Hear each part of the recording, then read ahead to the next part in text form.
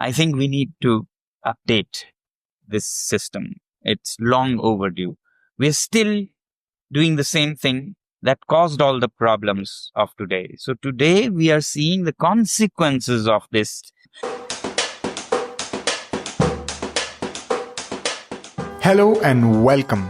This is Puneeth Suraana and you are listening to the Galata podcast. Galata is a word from the Indian language Kannada that means the noise caused by a ruckus. This podcast is about starting up while we are still in college, testing ideas, creating a team, building something worthwhile, and adding value to other people's lives. Join us as we discuss the thrill of earning your first buck, tackling uncertainties, overcoming obstacles, and delighting others. Most of all, the Galata podcast is about seeing, understanding, and implementing so you can deliver on your audacious promise. He is an Indian engineer, innovator, and educational reformist. He likes to play with fire, ice, sun, earth, and children. He is the founding director of the Students' Educational and Cultural Movement of Ladakh, also called SECMOL, which was founded in 1988 by a group of students who had been, in his own words, the victims of an alien education system foisted on Ladakh, because over 95% of Ladakhi students failed the state 10th class exams every year.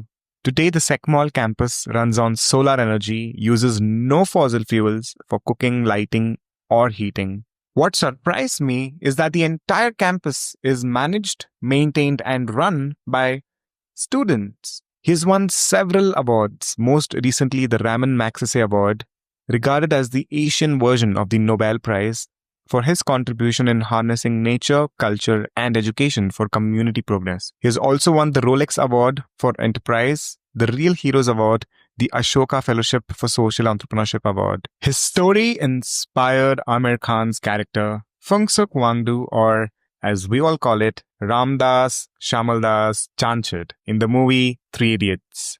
More than anything else, इन्होंने देश के लिए जान नहीं जिंदगी दी है. So please join me in a conversation with the ceaselessly curious, humble, and one of a kind Sonam Wangchuk. What were the conversations around the dinner table when you're growing up, Sonam? Most of the times it was like childish ones. Brother did this and friend did this, and complaining to my mother, and my mother was almost fed up of this. I was the youngest of my four brothers, so most of the times that. But what I might share of the more profound conversations was that was a time when my older brothers were like teenagers and they were questioning everything. They were influenced by what was happening in Ladakh as it opened to the world with the road coming in and so-called modernization taking off. And what I still, often these days think back and think of is how wise my mother was about how to live in Ladakh. So I remember these discussions, particularly where my brothers would say, "Mother, why do you keep all these cows? They hardly give much milk. Why don't you sell them and we'll get a tractor to plow the fields?" Like every family, my family was a farming family, apart from other things they would do. Off seasons. Yeah. So my mother would say, "Well, if you bring a tractor, how will you get manure for the farms? And if you don't get manure for the farms and the farms do not produce well, how will you get the money to buy fuel for your tractor?" So I remember how wisely she could see the cycle, which I find very hard to see even today, that just replacing your animals with a tractor doesn't help. And she would, in those days, this was in the 70s, early 70s, she would say, if you remove the animals, manure will go out. And if you give it artificial fertilizers, which were the beginnings at that time, she would say it would not sustain the life in the soil. So it would become hard and won't support life. And that will then make the agriculture system fail. And I saw that happening exactly in other places who did use those, and she would resist. As an unschooled woman from remote rural village, she had the wisdom to see that these are all interconnected. You can't remove one little piece and think that it'll still go on. So that's what I remember very often nowadays as we see the crisis of farmers getting into this debt trap. They sell their animals and buy those tractors. Now I see. And those farms don't have fertilizers now that they don't have animals. So they have to get fertilizers. To get the fertilizers, they have to get loans. And when the farm doesn't produce enough, they can't pay the credits. And when that happens, they commit suicide. She saw that back then when this green revolution was at its beginnings, and so-called educated, schooled people like my brothers would laugh at her, and she resisted and kept her animals, and thankfully so. Wow. That brings me to a question that I've been wanting to ask you. In today's generation, what do you think education is for? So I feel education generally is to help children prepare for the life of the times they live. Okay? So back when we were hunter-gatherers, education was about hunting, gathering, stamina, power, and so on. So the kids who were very sharp and very good at running after or running before predators were the heroes. Times changed. Today, those who are good at maths and science are the heroes, because we went through a process called industrial revolution, where everything could be done by machines, outsourced to energies other than our own, to the fossil fuels under the earth. And for that, they do not need the agility of hunter-gatherers. So those were down, those heroes were down, and they needed science and maths. So those heroes started enjoying the limelight. Okay? But then times have changed. So 300 years ago, education was all about preparing the kids for the technologies that were coming up, conquering nature and building and making, and factories were the in thing. So that was what education became. But today, if you asked about today's children, I think we need to update this system. It's long overdue. We're still doing the same thing that caused all the problems of today. So today we are seeing the consequences of this extremely science and technology oriented education and lifestyle, because of which now air is unbreathable, water is undrinkable, earth is untouchable, and so on. And we are still putting the same fuel. And somebody clever said, if you do the same things, you'll get the same results. We don't seem to understand that. And therefore, I think today education should be about undoing all those things. Today, it should be about healing the earth and nature rather than conquering it. Today, it should be about reforesting and afforesting. But rather, I learned recently that most of our forestry institutes are still continuing with curricula that talks about how to cut the forests, how to exploit the forest, and that's their forestry school. Whereas forestry schools and all schools of today should be about how to green the planet. So it should be about, above all, healing the only home that we have, and of course, developing sensitivities and empathy towards all living beings, not just myself or my family or my countrymen, but also our siblings in the wild. Animals and insects are our siblings on the same home planet.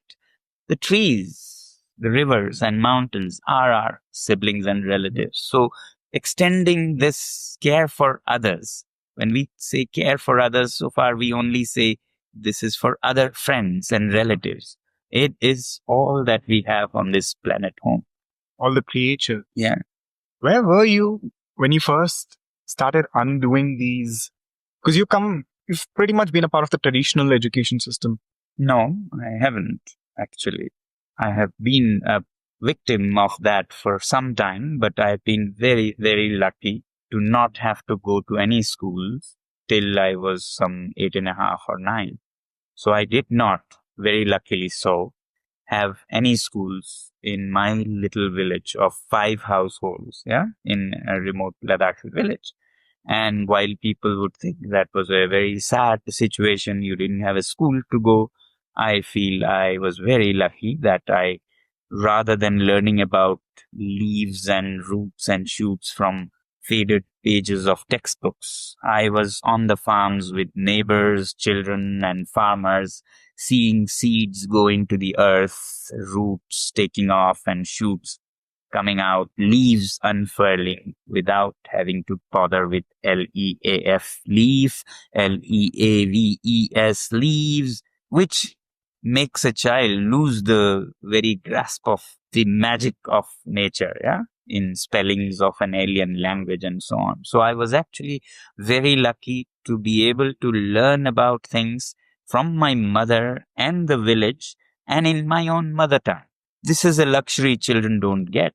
They spend their time LEAF, LEVES in English and lose the soul, essence of the thing. So I was very lucky not to be schooled at all and to be taught in my mother tongue. And until you were 7 years? Until I was 8.5, I said. So around grade 3. Mother tongue has a magical effect. When you are good at your mother tongue, you can learn other languages very easily. I see these kids who struggle with English for 15 years of school and college and still tremble when they have to speak few lines in English.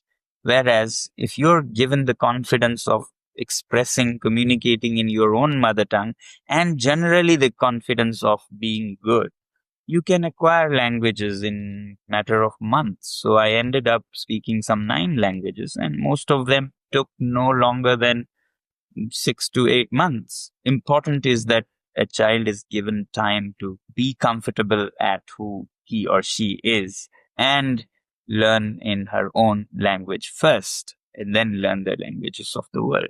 I think it's become uncool to be good at your own language these days, especially the youngsters I interact with. You're so right. I see people not only, to not speak Hindi or other regional languages, mother tongue, is sad. But worse is when they take pride in their broken mother tongue. I see in Delhi people speaking Hindi as if they were a European. This is the limit of inferiority complex. When you feel small speaking your own language, that is. How were you feeling when you joined school after having about 8.5 years of free range cultivating or free range growing as a kid? How out of place were you? Were you like a rebel through school in your engineering days? No, I was very silent and very reflective and so on, and very oppressed in the school. So oppressed? Yeah, because teachers didn't understand that I came from a different background. They expected me to learn as the situation was in Urdu or Hindi or English. None of these I spoke at that time. And my lack of language, alien language, was taken as something like retardedness or some, stupidity on my part. And because of that, they would treat me like an untouchable. Yeah. Like a wallflower. So let me tell you, I spent more time on the back bench, on top of the bench, or outside the classroom than in front of the teacher. And I would wonder, if I am weak, how does it help to send me outside the door? Would I learn more than in front of the teacher? But today I laugh and say, perhaps that was the only way I could be called an outstanding student. I totally connect with you. Most of my school has been very similar. I was being given a special seat, tucked away in the corner, so I would not make a lot of noise, or Galata, as they say in Kannada. That we kicked out of the class. And Or- this is what children are gifted with, energy to make Galata and jump around. This is nature's software for learning. And we strip the children of all these things and make them into robots that stay silent, pin drop silent. That's not what education is about. I love the way he says Galata. When did you come out of that shell? Because you were aloof, you were in your shell. I was pushed into that shelf. I wasn't when I was in the field in my mother's lap and with my grandparents. I was very jubilant, bubbling with energy. But school stripped me into almost like a dead piece. Yeah. But children are very good at learning, so you catch up. So I started catching up very soon. Started learning the language, understanding, and then picked up the science and maths, and I started doing quite well with others somehow, despite the school, rather than because of the school, I would say. And then I started wondering how what I learned could be used. So I'd always make some practical things, even if the teachers didn't have, I'll make contraptions out of the science chapters and so on. So I started liking them and I started liking debates and poetry and so on. So I was quite in the flow and beyond by 8th or 9th standard, thanks to some very good teachers. Yeah. I met some very, very good teachers. I met some very bad teachers who made my life hell. As I said, I was made to stand outside the class and so on. And then there was a time when I ran away from that other school, got into a very humble government school where the teachers were next to enlightened. They were so loving. They were so supportive of everything I did, better than yesterday, more than better than the other kid, better than what I did yesterday. They were supportive. And soon I started flowering and I was very good at public speaking. I was very good at poetry, almost everything. So I saw this personally, what a teacher can do to a child. And that's perhaps was one of the things that triggered my interest in how education happens, how teachers influence children, how learning happens or does not.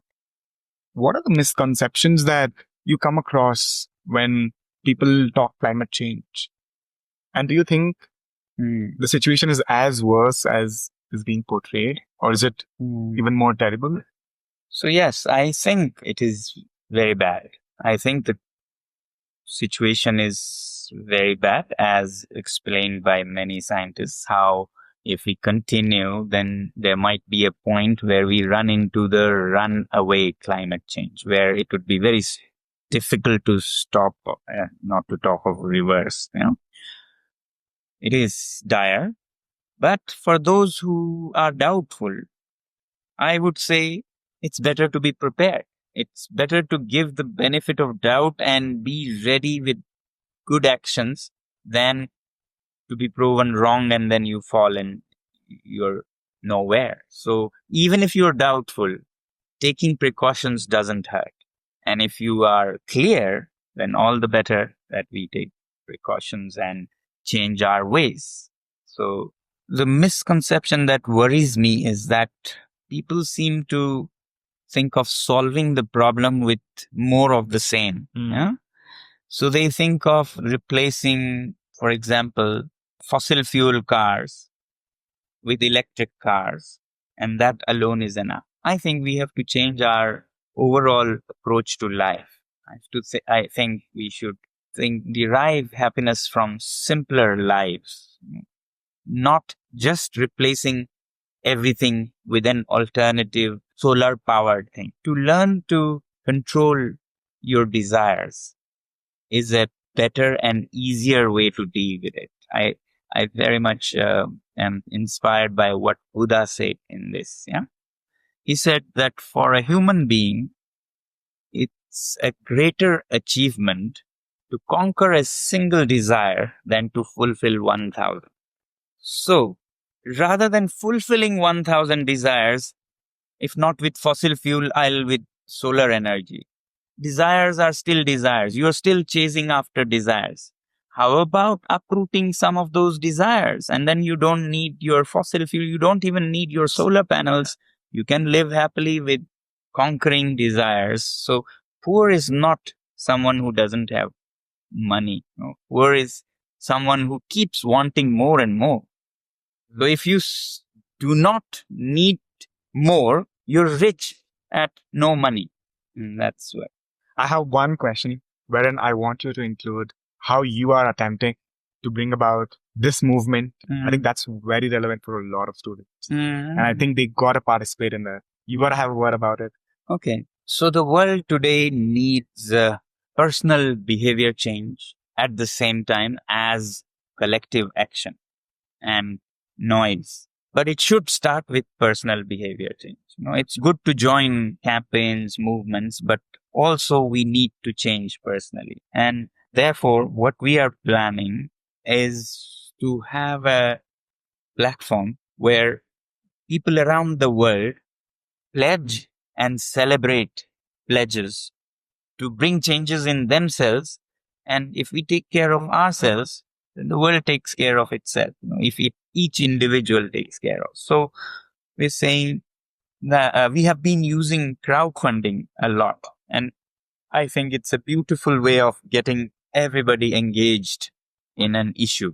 More than the money, which is the output of a crowdfunding campaign, I'm more impressed with the byproduct more than the product, which is engagement, awareness, involvement, and so on.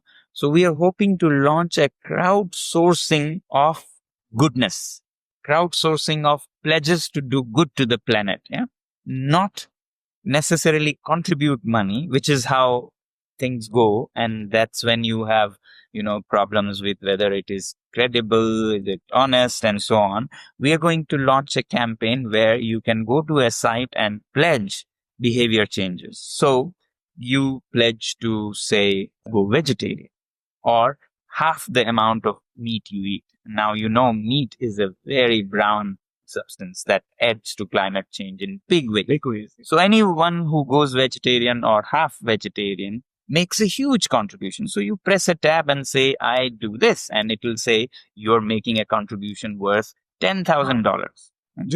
Which is huge and real. Or you could say, I'll never use escalators and lifts. I'll use the steps. Stay fit and keep the planet fit. And site will say, if you do that for the whole year, that will be $5,000 worth of contribution. You say, I'll plant 10,000 trees or 100 trees. It will say, you're making so much contribution. Likewise, people around the world will go on this site and pledge and then keep up to those pledges. Yeah? And this will run into trillions of dollars of contribution. Now, these will be easy because there is no real exchange of money, so no issues of credibility and so on. Yet it will be real. The overall effect on the planet will be that many $1 trillion of help to the sustenance of the planet. So a campaign like this that encourages people towards action, yet at the same time, only individual action is not good enough. So it will also have, how will you engage with community action?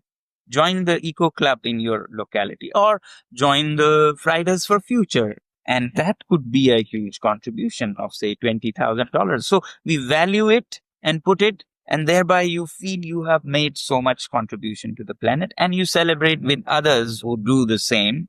It could be a huge movement where people pledge and keep to that, as New Year's are for resolutions. We want to put a more systematic organizing of resolutions from around the world. And now this is mainly because we in Ladakh, when we make artificial glaciers or solar heated houses, we feel very good, but very soon we think that us doing this in some remote corner of the mountains doesn't really solve the problem.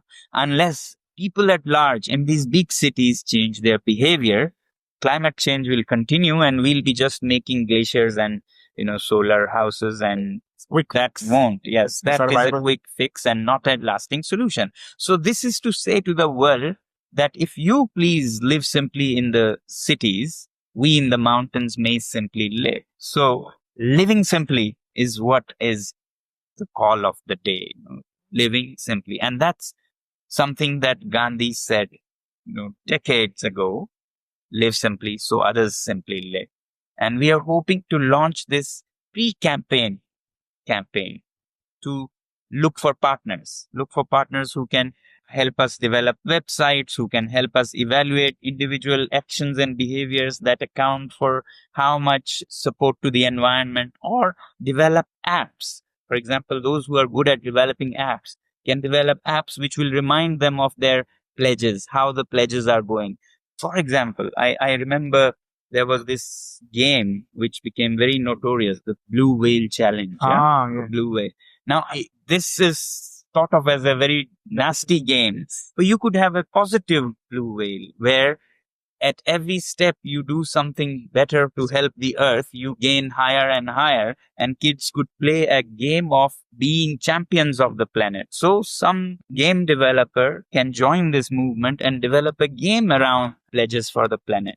How to help teenagers, keep their pledges and help others and become eco heroes or warriors and get the same fun out of doing positive things for the planet. Things like that. I call upon all young people or whoever, organizations, institutions, to join such a movement that starts out of India on 2nd October to source partners, but then on, say, 1st December or so goes global to get all countries participate in changing their behaviors. We can't only just protest and shout. We have to act also. Yes. And that's the idea of this I Live Simply movement. All the links regarding this campaign are listed in the show descriptions. Do have a look, and I would highly recommend each and every one of you to chime in and become an eco warrior in any small way that you can as a start. Yeah. Well, failures are a part of every mission. Failures are lessons we learn. Failures are our course, if you call it. A child learns to walk only after failing 1,000 times and falling front, falling right. So we take it as a part of it. We have, on an average, maybe 7 or 8 failures for every success. So there have been many, and we don't think of them as something negative. They are the stepping stones on which you then move forward. Learn. Failures or mistakes are a problem when you make them twice. When they are because of your carelessness or your laziness, then it is a problem. Failure because of attempting is the biggest thing you can salute. Because if you don't attempt, you will never fail. In Urdu, there's a beautiful couplet which says, गिरते हैं शह सवार मैदान जंग में. Shah Sawar is a knight on horse. But only those who are knights on horse fall in the battlefield. वो तिफल क्या गिरे जो घुटनों के बल चले. A little kid, a baby who is a toddler will never fall. Fall will those who attempt something.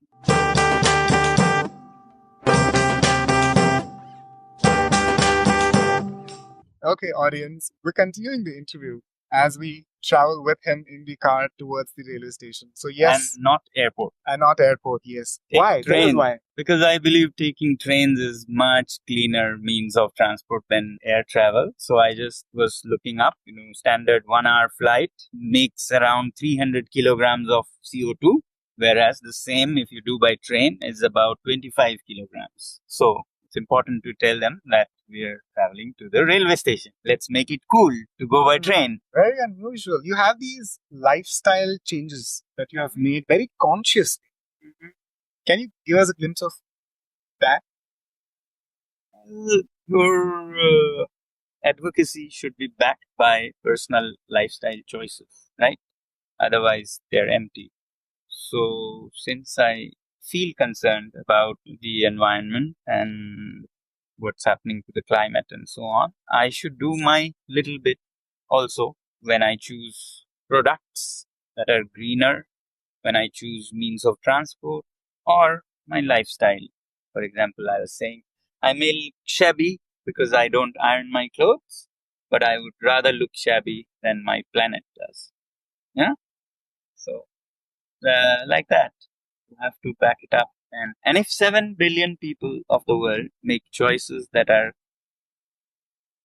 guided by what it does other beings and not just about what it does to me, makes me look cool and so on, then something can be hoped. So many people consider such values rather than just all about me. What are the lifestyle changes have you had? One is not ironing your shirt, other is taking the stairs when you can. Yes. Or trains instead of flights whenever possible. I can't take from Ladakh to Delhi, but other places in India I can. Various others. What food you eat. For example, vegetarian food is so light on the planet, whereas non-veg is very heavy. So, not from religious principles, but from environmental reasons, I've gone vegetarian, fully from environmental reasons. I try to make it a point because there are many who, swear by this god and that god and go vegetarian, and yeah, but that's okay. But what it does to other beings right now, not next life, right now as we speak, is very important. So going vegetarian is great. If not vegetarian, now that's, I'm not fanatic. You don't need to go vegetarian. You can reduce your meat consumption to half and you will still be contributing in a huge way. As they say, a kilogram of meat comes from so much of fodder and so on that could be feeding the people. You don't have to put the animals through all the pains and the planet through all the burdens. A lot of individuals listening to this are either looking to start up something or are building companies or projects. And the usual first thing they do, because they are so limited by funds and support, they take the cheapest option possible, which is, even though they may not want to go sustainable or they want to take eco-friendly option, they are not able to. So how can they start shifting this in their small venture, their startups and their companies? So the cheaper ways are usually greener, just that most people think they are poor and they feel inferior about it. If you choose bicycles, you don't have to be poor to choose bicycles. Even if you don't have money, choose bicycles and proudly so. If you choose trains over aeroplanes, feel proud that you are also helping the environment, not just saving money. If you go vegetarian, not because you can't afford meat. It's okay if you don't have much money, but it is more important that you're helping the environment. So many times, not always, cheaper options are also cleaner options. And I really think poverty can be a fashion. Austerity, poverty should become cool. You see these kids with ripped jeans, torn jeans. I find that ridiculous. I'm all for ripped jeans, but the jeans should have ripped naturally from wearing it. So I have shoes that this year in 2019 will be 30 years old. 30 years old? 30 years old, yes. And I'm proud of that. Now, that is the kind of worn look that would be my fashion. Making it fashionable or even just carrying it along. And proudly, but not spending tons of energy in making your new jeans and then half a ton in tearing them. That's silly. That totally doesn't make sense. So wear your jeans fresh and new and wear it long enough that they are torn, and those are your, trophies, badges that you show off if you want, that this is 12 years old and therefore it has ripped and I'm proud of. Not I bought it yesterday and I ripped them today. Is what I would say to the youth today. Those were youth of yesteryears who perhaps took pride in these mock ripped jeans. Youth of tomorrow, I hope, will take pride in naturally ripped jeans and naturally unironed clothes because they save energy. When I don't iron my clothes, it saves energy enough for a rural household to light up for 4 days. So 1 hour of not ironing, yes, can be equivalent to 4 days of light for homes. And how could we just to look a little neat, spend all that energy and make all these power plants belch smoke with coal to remove some creases from a silly shirt when that kills so many. You make it sound so gruesome. Because when you iron your shirts, you should know that somewhere thermal power plants are belching smoke, which is causing air pollution. And air pollution alone in the past few years killed roughly 10 million people a year. 7 to 10 million people a year. Now that sounds like a large number. I wasn't sure how large it was until I researched on internet about how many people died in the worst tragedy, that was like World War I and II. And I found that roughly 100 million people died over 10 years. Divide, do the maths. It comes to how many a year? 10 million a year. And that many people are dying from air pollution today, and we don't even recognize that war. We only talk of Second World War, First World War. Here, there is a war right now which is killing 7 to 10 million people here. And part of that war, the weapons of that war are not guns and daggers. They are electric iron, cars. Your sleek car is actually a weapon of mass destruction that drops 3 to 4 kilograms of CO2 every kilometer. You have to see modern, harmless-looking, sleek, fashionable things in another light. That your listed are the ambitions of the individuals listening to this show. Yes, but not tomorrow. Yesterday's successful measured their success with aeroplane rides and cars. Tomorrow's, I'm sure, will be much more wiser than that. They'll consider, as I said, conquering a desire bigger than fulfilling our. How measure success? I don't know. It depends. As happy as you are with who you are. If you are very happy with very little, you are totally successful. If you are unhappy with all the wealth in the world and the success, so-called success, you are a failure. Thanks to Bhumi College for allowing and facilitating this interview.